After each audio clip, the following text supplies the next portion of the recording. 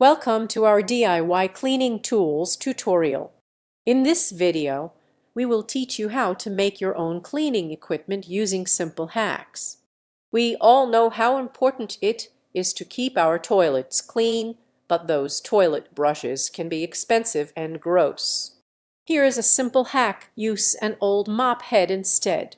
Simply attach it to a stick and voila, a cheap and effective toilet brush. Don't want to spend money on a fancy mop? No problem. Cut up an old towel and attach the pieces to a stick to create your own towel mop. It'll work just as well as a store-bought mop, but it's much cheaper. Sponges are great for cleaning, but they can be expensive and wasteful. Instead, use a mesh-produce bag from the grocery store to create your own sponge scrubber. Just put some soap on the bag and scrub away. And that's it, some simple hacks for making your own cleaning equipment. Not only will these hacks save you money, but they are also environmentally friendly, and isn't that always a good thing?